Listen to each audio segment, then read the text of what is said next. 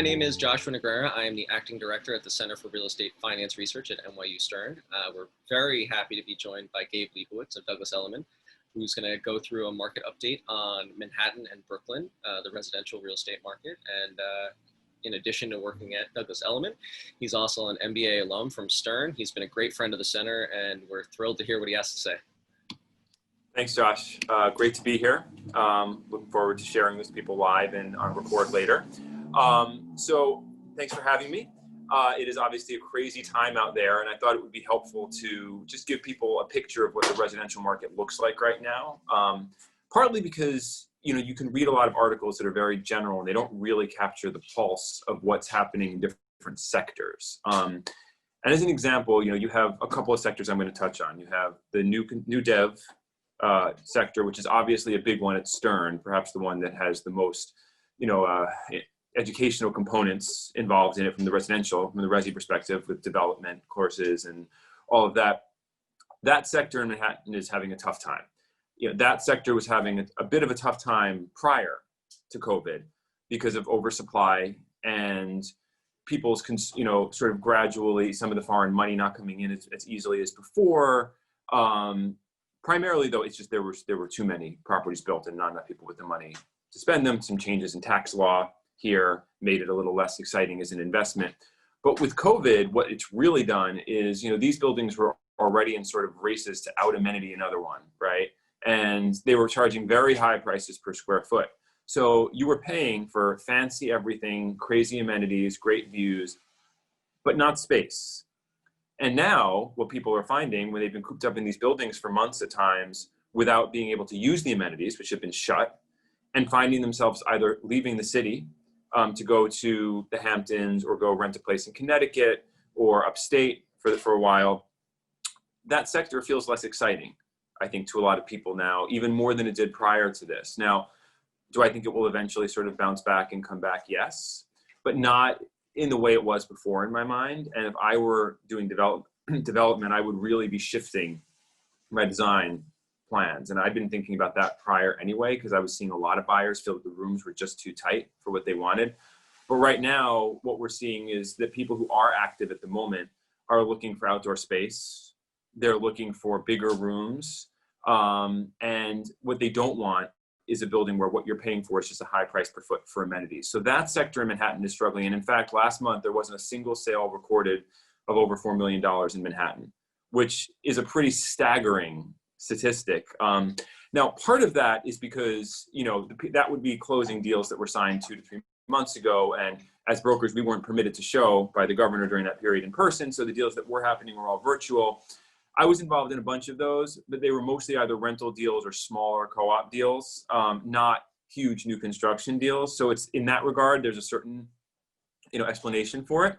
But it's also a part of it is just that people are reevaluating whether this is the best place to park your money right now. So that's the Manhattan new construction segment right now. And I have a listing in that segment right now, and it's been tough. And we got an offer 45% below ask, which, you know, the owner didn't take, as you might imagine, nor did he counter it. But, you know, and this guy obviously was just poking around trying to see what he could get.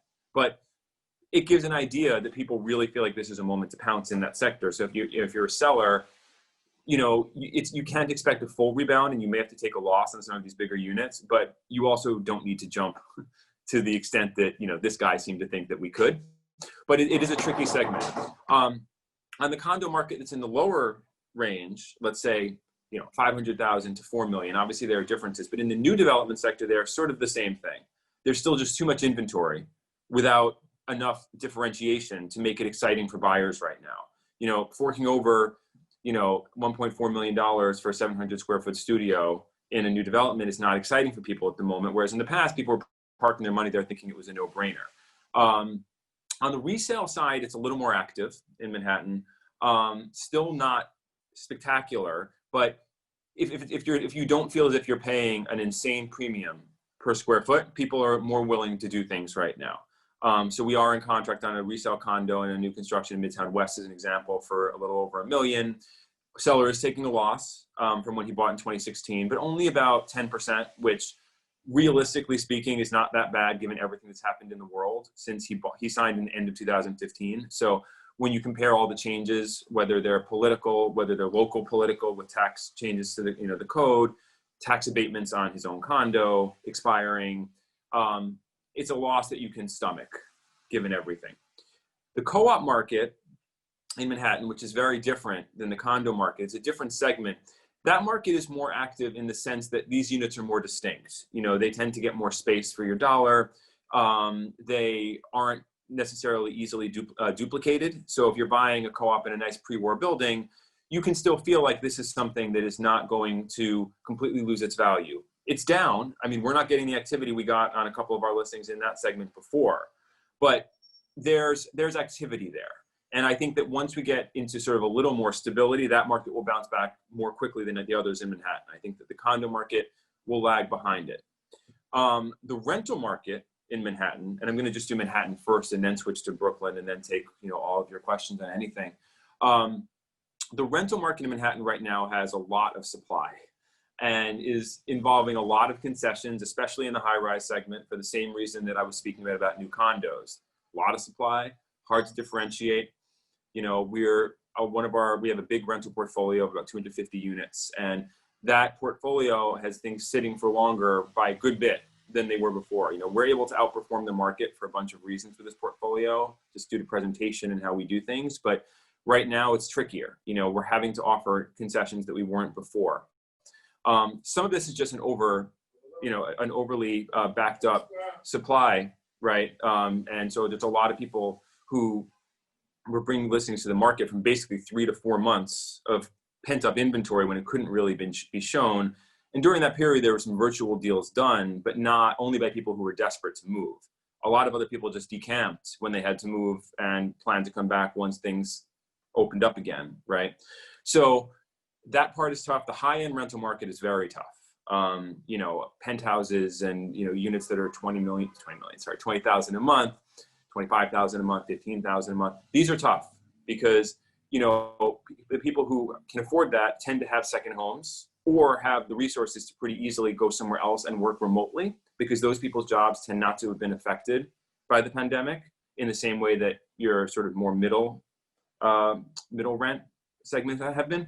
So a lot of these people who would have been renting these a year ago are thinking to themselves, well, why am I paying that for New York when New York isn't really open right now? Which I think is one enormous variable. You're going to read reports about people fleeing New York permanently. But my view is that that's not going to happen, and didn't happen after 9/11, after everybody said the same thing. Didn't happen in 2008 after the crash. And the reason right now that it's happening in a short term is that the reason people live in New York doesn't exist right now. You can't go to Broadway. You can't have the social life. You can't go out in the way that people are accustomed to doing. If I was looking to move to New York, I might do it to get the value on the buy side right now, or the rental side, I suppose, but I wouldn't be doing it for the reasons that I'd normally be coming here. So I think a lot of people are holding off until they feel like COVID is under more control, and until they really feel like they need to come back. Now, I do think that with schools reopening, Labor Day will be a pretty important inflection point to see whether we're going to start seeing a bit of a recovery start in the market now, or if it's going to be until after there's a vaccine when we start really seeing a pickup. My suspicion is going to be a little of both. It's going to be not a huge recovery after Labor Day, but I do know, for instance, in my son's school, 92% of the parents are coming back to send their kids back. So one would assume that in a certain market threshold, we're going to see that continue to happen after Labor Day, and more people will be in the city, which will spark activity. You can see online saved searches on StreetEasy, for instance, which is normally a good barometer of whether you're priced right in activity. The number of saves are vastly outstripping actual inquiries to view the apartments or houses. So part of that may just be people hoping for price cuts, but I think another big part of it is people not being here, and they're just flagging these for when they do come back and resume their search at that point. So we're going to learn a lot more then. As for Brooklyn, it's been impacted less. I have lost some bidding wars with buyers on that in multiple cases, actually, over the last few weeks. Few months even. I even lost one sight unseen for a buyer. Particularly unique, distinct apartments like top floor in brownstones with private roof decks, or garden apartments that are nice and bright. But that market segment in, let's say, the 700,000 to 1.5 million segment, where you're getting a lot of people with couples, singles, that segment is pretty active right now. A lot of people are still looking. Those people tend not to be as concerned about things like schools. Obviously, they're not as worried often about their jobs. People who are looking, most of the people who are buying in New York like this, their money is mostly still there.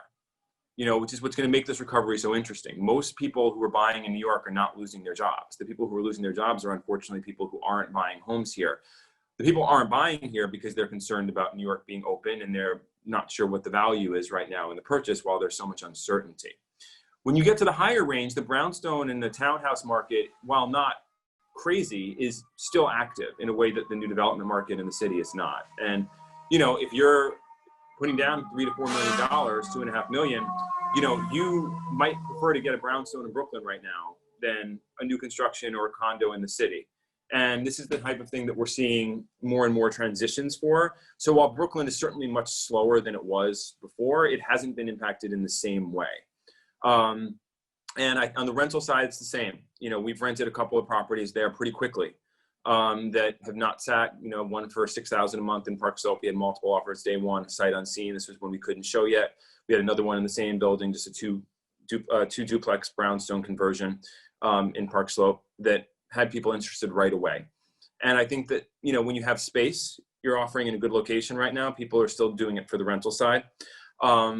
You have some of the same issues with stuff that there's too much supply, new developments, not even brand new, but say conversions from, 5-10 years ago that don't have that much excitement to them. Those aren't moving as quickly, and there have to be price cuts and concessions given that weren't before. But the townhouse market is one that not only is it a little better now, but I would expect as people start coming back that market segment will be the one that returns strongest first, as well as properties with more distinct features like great private outdoor space, great light, and a lot of interior space, but not necessarily amenities, maybe even a walk-up flight or two. I think people are going to care less about those things, the privacy of it, the lack of concerns. Even when there's a vaccine, I think this will really stick with people, the experience of this, and they're going to want to protect themselves from feelings that they had of being cooped up and feeling like they just don't have as much space as they want. On the flip side, mortgage rates are incredibly low. So for buyers, they're in a great position right now. If you're considering buying, waiting till next year may not be that beneficial because, the people have the money to buy right now. It's not like 2008 and 2009 when the people who were hit were stock market, based. So you can get great rates right now. You can get some deals. You can get closing costs paid for by developers on new construction very easily in a transaction. So the buyers I'm working with, I'd much rather be working with a great buyer right now than a seller. I mean, the listing side of things is much tougher for everything we have right now. We have 20 listings right now, and traffic ranges, but it's very challenging at the moment because there just aren't enough people actively looking at the moment. Again, I expect that to somewhat pick up after Labor Day. But on the buy side, I mean, the listing brokers are doing everything they can to get you in, and there's frequently room to negotiate. And if you have a reasonable buyer who's really serious, it's a good place to be in right now. And the other thing I hope that comes out of this, it's a silver lining, is that a lot of things have been made more efficient. So certain processes that are being done electronically now that used to not be permitted to be, they've had to issue waivers for digital closings and things like that, or else they couldn't happen during the shutdown, have actually made things easier. And you hope that they won't just be, turned off again or pulled back once this is gone. So, there could be some good things to come out of that. But overall, it's a challenging time in the market. There's room for opportunistic buyers, but I think the key takeaway is that every market segment and neighborhood is different and impacted differently by this. And the biggest mistake that a buyer can make or a seller can make from an expectation level is to base something they hear about one segment and just automatically apply it to the New York market as a whole, let alone the American market as a whole, the US market as a whole, or the suburban market. Those things are just completely different right now. You're going to see a crush of people going out and buying homes outside of the city right now, but many of them will be their second homes. And many of them are also people who I think were considering leaving New York anyway, and this was just the push they needed to do it. It's not people who are New Yorkers and want to be here for the long term, but now this has completely changed their mind. I'm sure there are a few of those, but not many. Most of them are people who had a pied-à-terre here or had been already sort of thinking about getting more space or decamping to the suburbs. So that's a basic recap. If people have questions, I'd be more than happy to answer.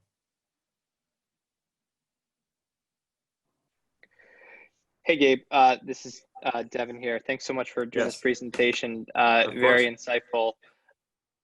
So do you feel like, I guess two questions for you, which one I guess you kind of hit on.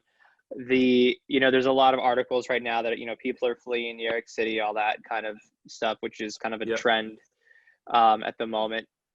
One, do you feel like that's more of a temporary trend and it's not people actually moving out, they're people that can afford to move out? And then two, to your comment about Brooklyn, which I thought was really interesting, do you see this pandemic as kind of further shifting the value pendulum to Brooklyn?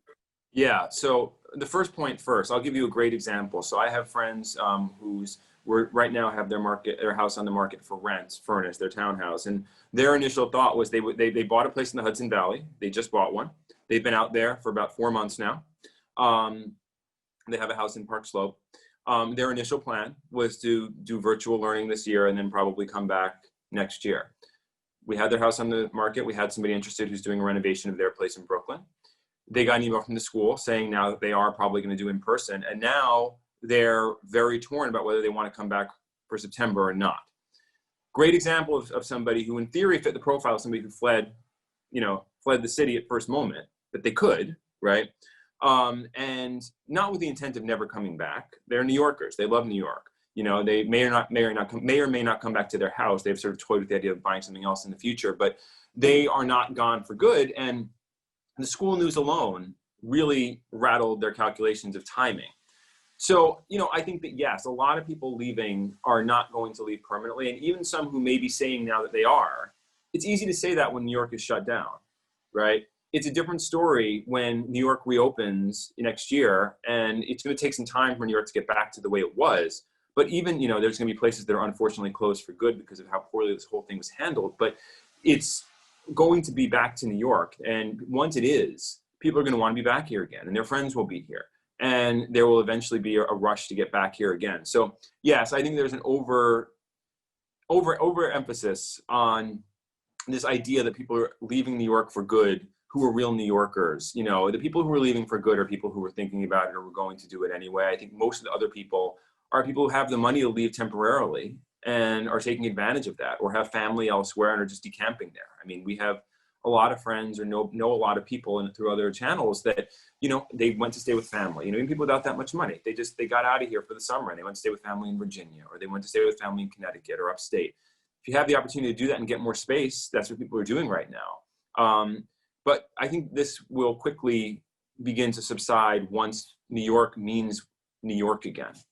As to your question about Brooklyn, I think to an extent, yes. I think that, look, there's always going to be people who want to live in Manhattan, and that's that. But, Brooklyn now, I think what it offers, which is more space, right? More, not as much density overall, which I think has been a big part of this. And the reason Manhattan was the epicenter of all this, right, is because in my mind, it's the densest place in the country. I mean, everybody's packed on top of each other. I think that this is going to linger with people in a way that, I'm seeing gradually. I am taking public transportation now, and it's cleanest I've ever seen it.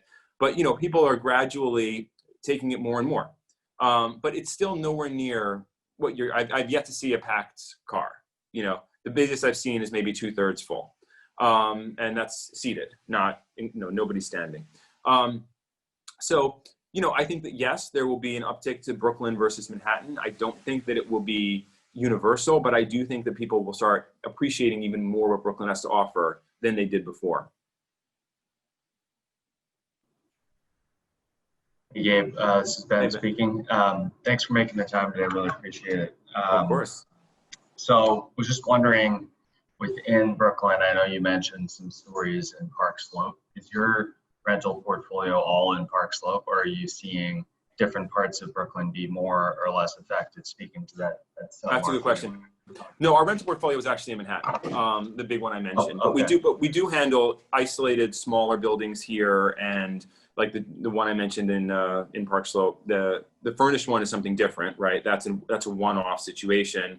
The one on Berkeley Place in Park Slope is a recurring, situation where when one of the two duplexes becomes available, we rent it. We have a lot of those throughout, whether it's Park Slope, Carroll Gardens, Bed-Stuy. We have a lot there.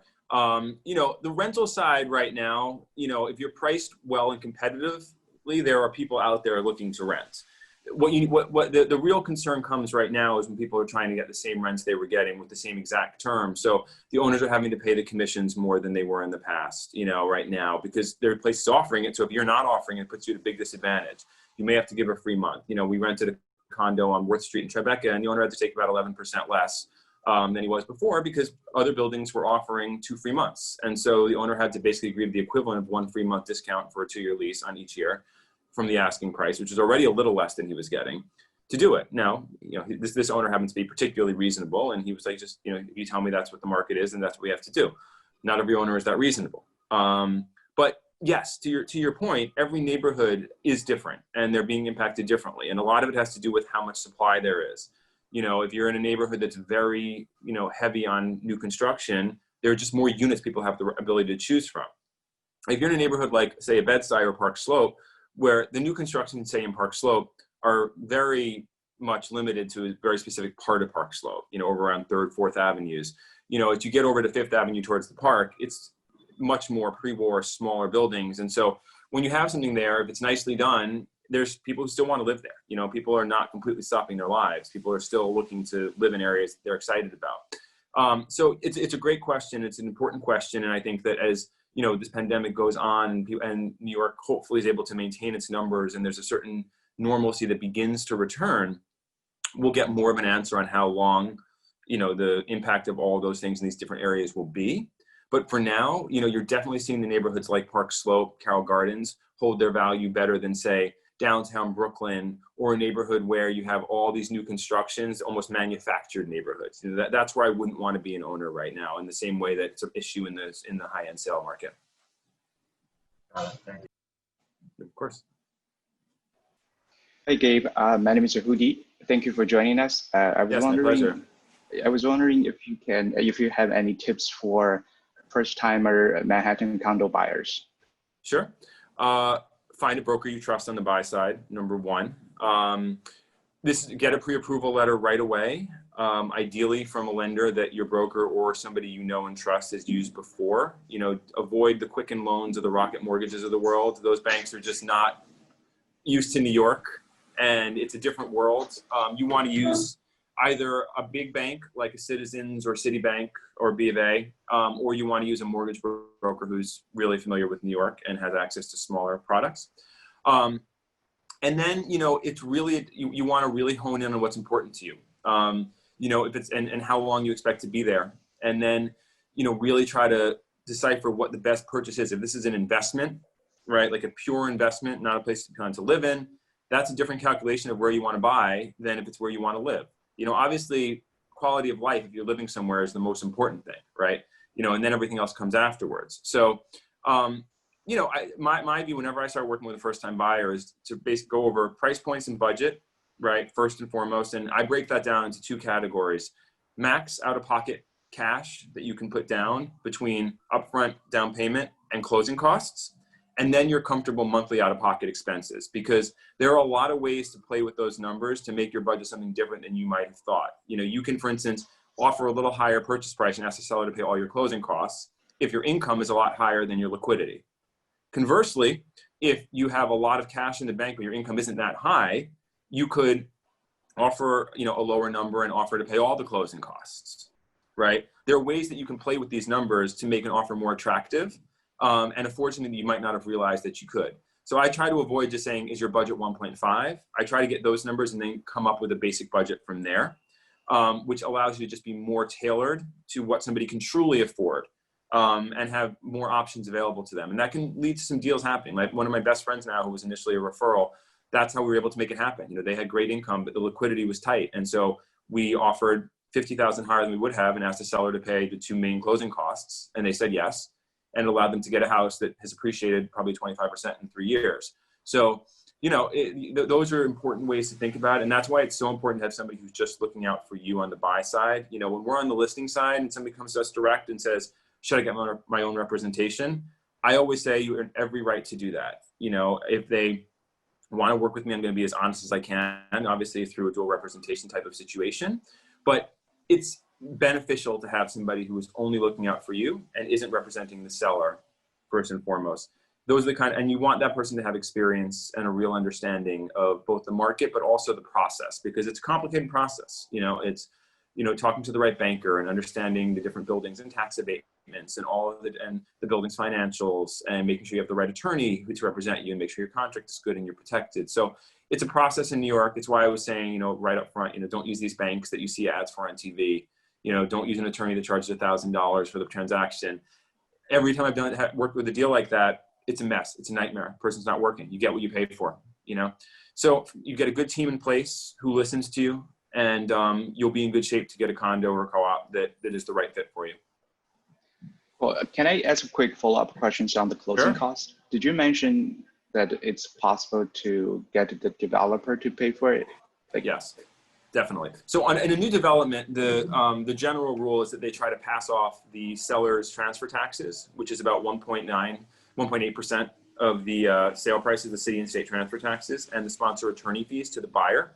This has been practiced for a very, very, very long time because they're trying to make profit margins work on new developments, and this is one of the ways that they're able to do it.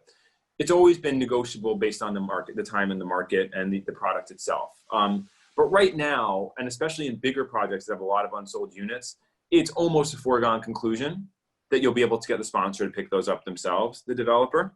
The other two big closing costs are on $1 million and over, the mansion tax, which is 1% of the purchase price at $1 million to $2 million, and then it gradually goes up incrementally. This is one of those laws I was mentioning that's changed, that's impacted new development purchases a bit, because now that tax is way higher. For instance, if you're purchasing a $10 million apartment, that's now $300,000 more in closing costs than it was before. I mean, we're talking about significant money. And the mortgage recording tax if you're financing, which is 1.925% of the loan amount. So, these numbers can add up pretty quickly. And if you're buying a condo new development for $2 million and you're putting down, say, 25%, let's say, and you're borrowing $1.5 million, your closing costs between, not even counting the sponsor closing costs, including title, are around 50 grand.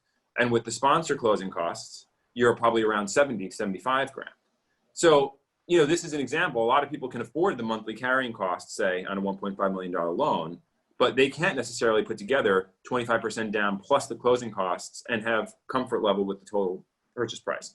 It can be much easier for somebody to lump in, 50 to all of the closing costs into the mortgage, right?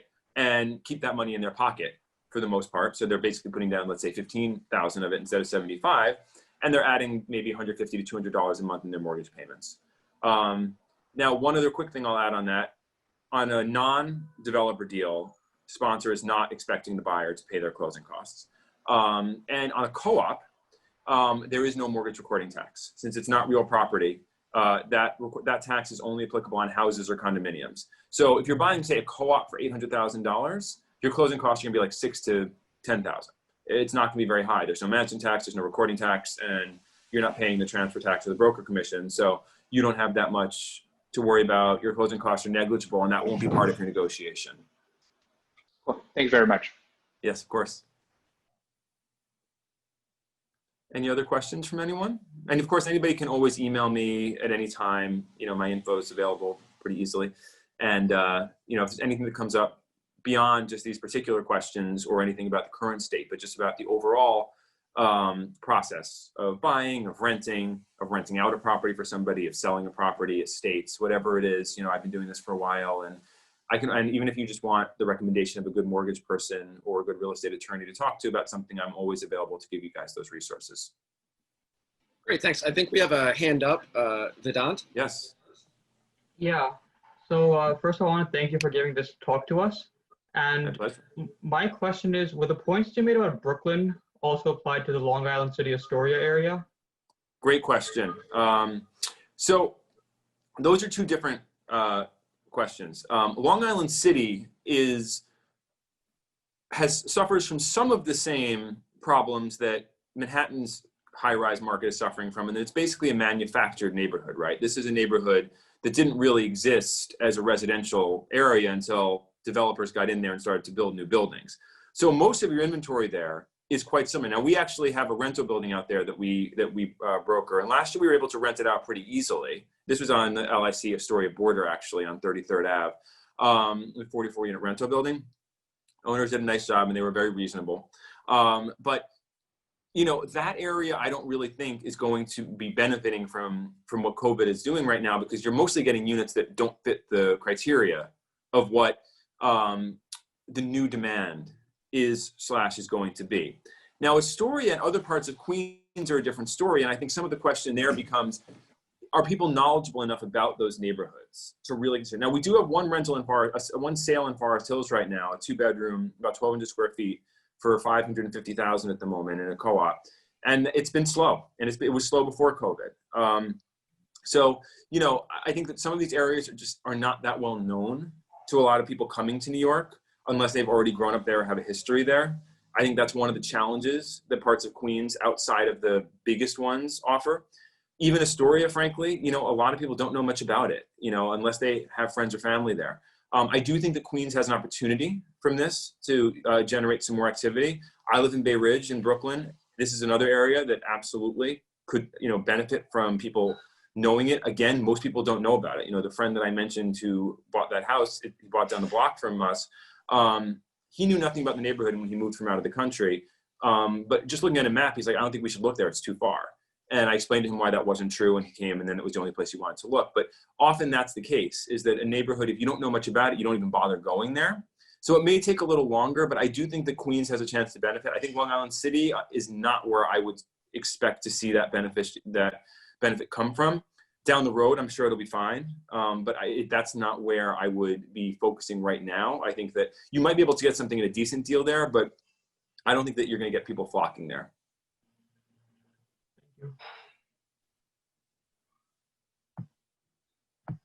Thank you. Of course. Great. Any other questions for Gabe? Well, thank you, Gabe. It was very informative. Of course. We really appreciate it. My pleasure. Anytime I can help, just let me know. Sounds great. Hope to see you in person soon. Yes, me too. Thanks everyone.